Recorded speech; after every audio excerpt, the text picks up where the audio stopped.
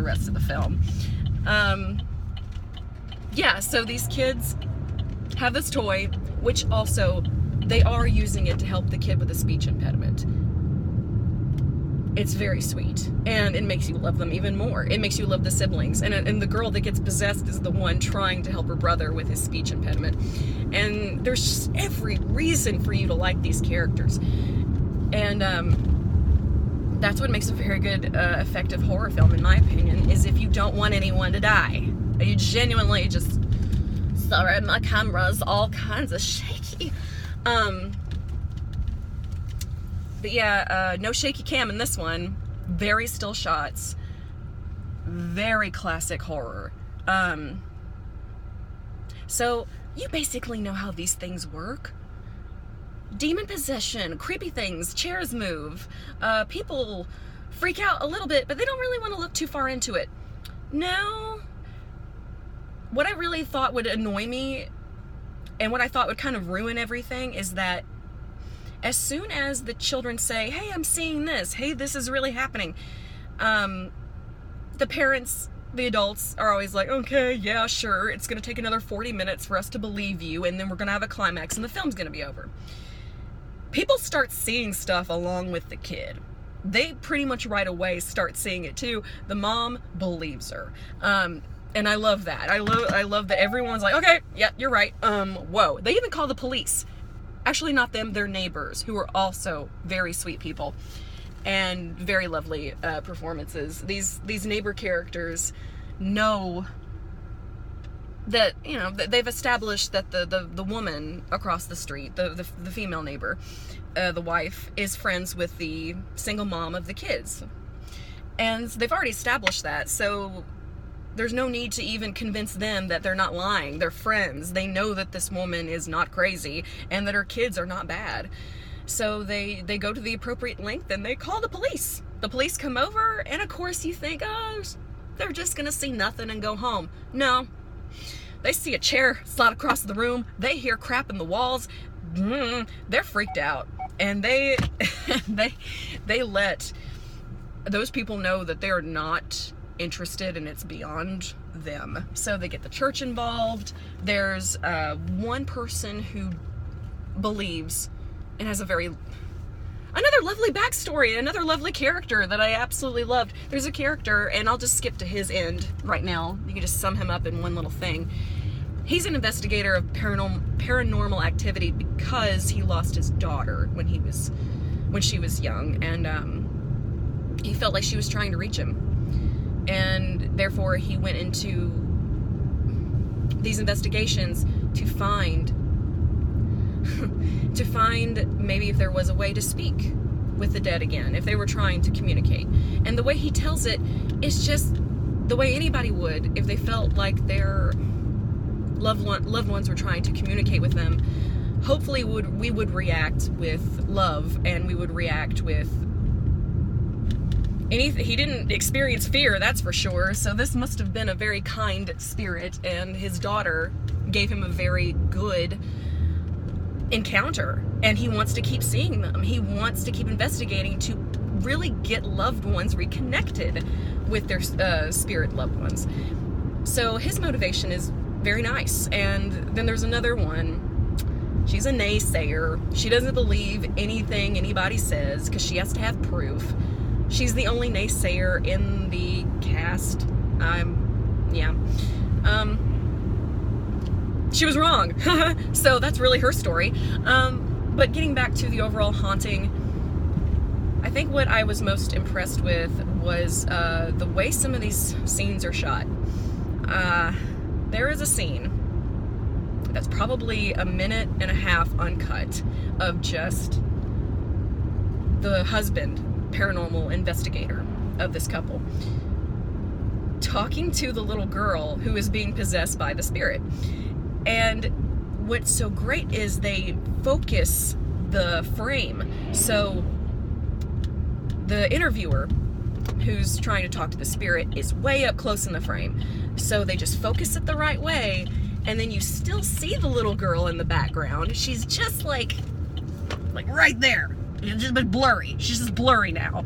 And And you just get to see enough of her movement, enough of her mouth, enough of the shift in the character design when it happens.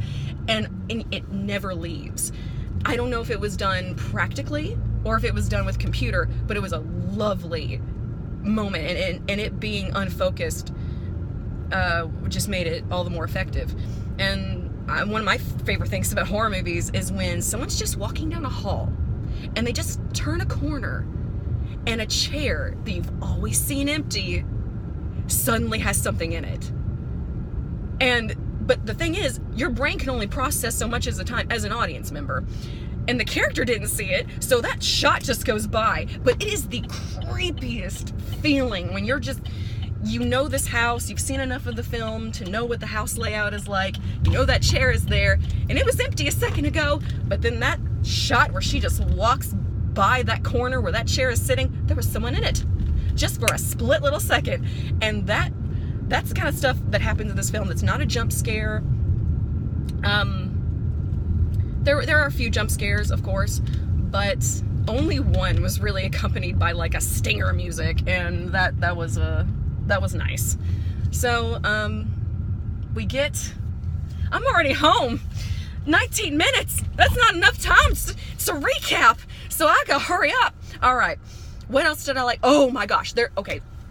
Dogs. I'm a dog lover. I love doggies. Let me get back into the light. Okay. Excuse me. Let me check my mirrors. I'm doing this safely. Let me just get back into a nice clean light. Ew. Okay. No, this is fine. So, to finish it off, because I promised myself I was going to give myself only enough time from the theater back here to recap, and I failed, because I just enjoyed the film. So what I'd like to finish this off with, no, not finish yet, because I was going to tell you about a creepy scene that I love. I love doggies, so let me go back to that. Of course there's a dog in this film, and it's like the Chekhov gun. You don't put a gun on stage without firing it, and you think, oh, something bad's gonna happen to that poor baby. No, but there is a moment where you think that there is. You see this puppy, and it's just the way it's shot. I'm strictly talking to people who've seen the film and already know what I'm talking about. There's the little boy, the youngest of the siblings. Here's the dog, their neighbor's dog, because they've gone over to the neighbor's house to spend the night, to get away from all of this crap. And they have a Rottweiler. And he has a little bell that he ding-dings when he has to go outside to pee-pee. And they start hearing the ding-ding. So of course you know what's gonna happen. It's the ghost! Oh my gosh! But you see the dog sitting there at the bell. And I'm thinking, okay, this is where that dog's gonna get the shit murdered out of him. No, the dog transforms like a transformer into a giant crooked man, and it chases the little boy. And the way that it was done, you know it was done with the computers. I don't care, because I didn't see that coming. And this giant, tall, slender man, that's good. Even though maybe down the line that may look dated because it is CG, maybe because now I know to expect it, that might look silly later, but at the time I didn't see it coming. I didn't know that was gonna happen to the poor baby Rottweiler, but he's fine. So they make a point to show him at the end. I think they probably didn't want anyone to worry. The investigators, of course, they solved the case by realizing, and this confused me for a little bit of the film, and I didn't think I was gonna like it for this.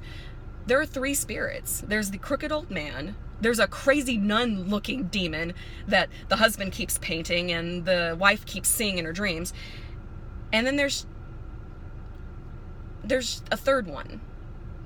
And as it turns out, the third one is probably Satan, and he's using the crooked man and he's using the nun as each of these characters, like what they would view as the scariest thing. To the kid, of course, it's his toy. It's the character in his toy. And to the paranormal investigator, it's a religious symbol, so it's a nun. And they're using it to weaken their defenses. Satan is using it to weaken their defenses and enter the bodies of these people. I thought that explanation was really great, and it solved what was annoying me about why are there 3 demons? What's going on?